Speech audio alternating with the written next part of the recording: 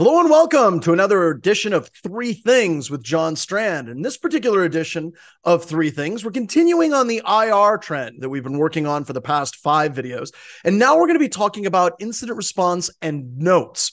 One of the things that so many people don't do whenever they're working in an incident is actually go about trying to take good notes whenever they're working an incident. And I want to cover kind of the 3 main components that you should be looking at whenever you're dealing with notes in an incident response scenario. Step 1, keep them, I guess. Yeah.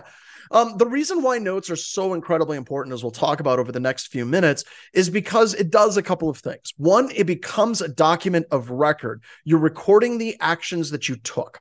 That, in and of itself, is important, especially if things go to court. The other thing that it does whenever you keep notes is it slows you down. This sounds weird and counterintuitive, but it's actually a good thing.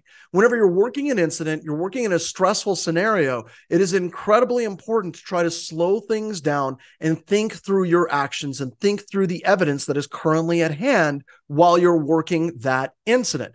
Also, whenever you start writing your observations down, when you start writing your actions down, you engage different parts of your brain, and many times you'll rationalize the evidence in what you're working through in a different way, in a different light. And that in and of itself is incredibly important as well. Number 2, paper is kind of cool. Now, I don't begrudge anybody that keeps something really cool, like, keeping some type of note-keeping app on their computer system, whether they're using Evernote or something like that. But I do like paper. And the reason why I like paper is because paper can't accidentally get deleted. Paper is something that is not as fungible as digital. What I mean by that is you've always seen the people online, they're like, oh, you can tell that this has been edited in Photoshop because I can see by the pixels. There are times where questions of authenticity come up whenever they're digitally kept notes associated with an incident.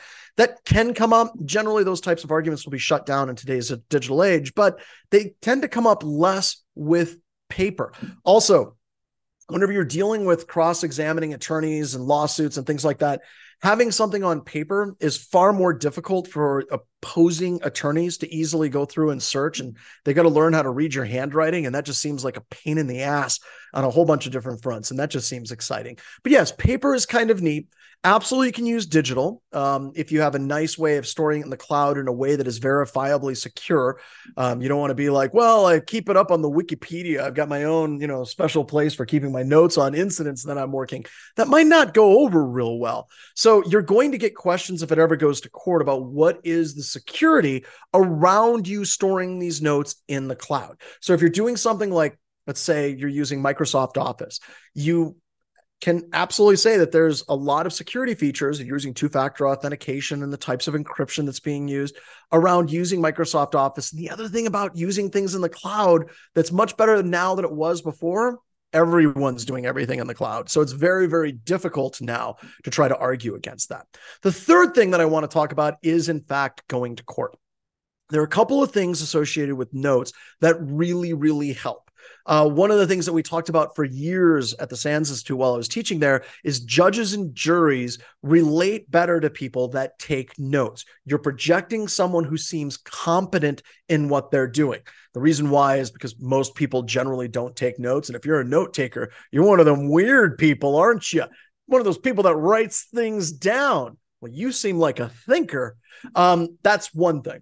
The other thing that notes allow you to do whenever you're testifying in court is it allows you to control the tempo of the conversation. During cross-examination, whenever the opposing attorney who hates you is asking you questions, they have a number of tricks that they use to try to get you off your game, asking you a whole bunch of questions, kind of interrupting your answers, badgering you within reason, just as long as the judge and the other attorney isn't like, they're badgering the witness, but they'll try to badger you right up to that line. But if you have notes, you control the tempo. If they ask a question, you can say, I would like to reference my notes.